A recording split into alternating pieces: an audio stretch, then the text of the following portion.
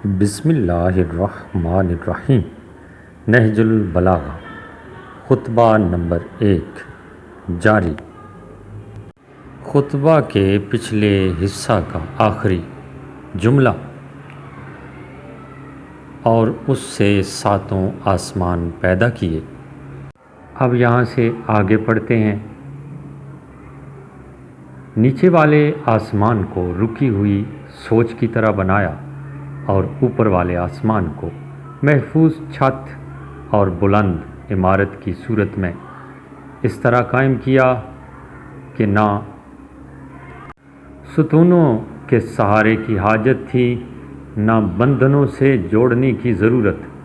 پھر ان کو ستاروں کی سج دھج اور روشن تاروں کی چمک دمک سے آراستہ کیا اور ان میں زو پاش چراغ اور جگمگاتا چاند رواں کیا، جو گھومنے والے فلک، چلتی پھرتی چھت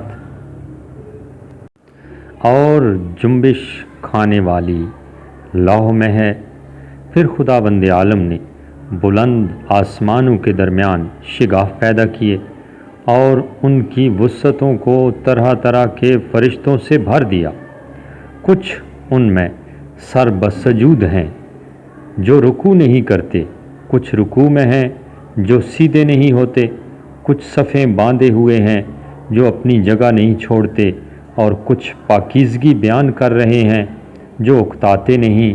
نہ ان کی آنکھوں میں نیند ہے، نہ ان کی عقلوں میں بھول چوک پیدا ہوتی ہے، نہ ان کے بدنوں میں سستی و کاہلی آتی ہے، نہ ان پر نسیان کی غفلت طاری ہوتی ہے۔ ان میں کچھ تو وحی الہی کے امین، اس کے رسولوں کی طرف پیغام رسانی کے لیے زبان حق اور اس کے قطعی فیصلوں اور فرمانوں کو لے کر آنے جانے والے ہیں۔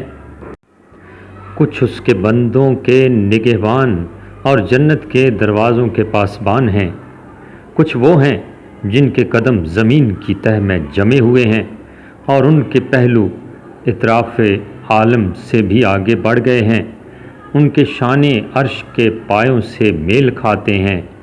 عرش کے سامنے ان کی آنکھیں جھکی ہوئی ہیں اور اس کے نیچے اپنے پروں میں لپٹے ہوئے ہیں، اور ان میں اور دوسری مخلوق میں عزت کے حجاب اور قدرت کے سراب پردے حائل ہیں۔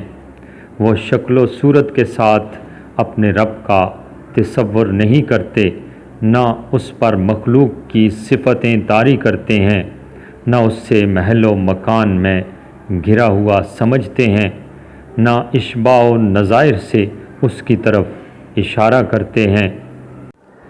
آدم علیہ السلام کی تخلیق کے بارے میں فرمایا، پھر اللہ نے سخت و نرم اور شیریں و شورا زار زمین سے مٹی جمع کی، اسے پانی سے اتنا بھگویا کہ وہ صاف ہو کر نتھر گئی، اور تری سے اتنا گوندا کہ اس میں لس پیدا ہو گیا۔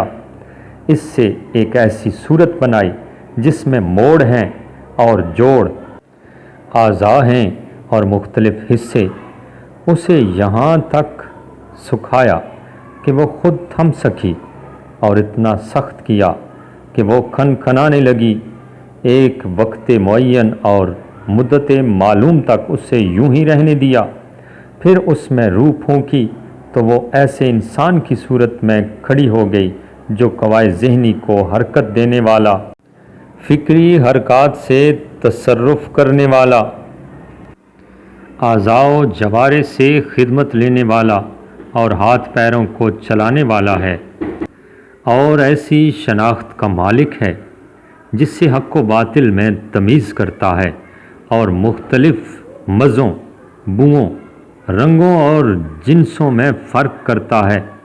خود رنگا رنگ کی مٹی اور ملتی جلتی ہوئی موافق چیزوں اور مخالف ضدوں اور متضاد خطوں سے اس کا خمیر ہوا ہے، یعنی گرمی، سردی، تری، خشکی کا پیکر ہے۔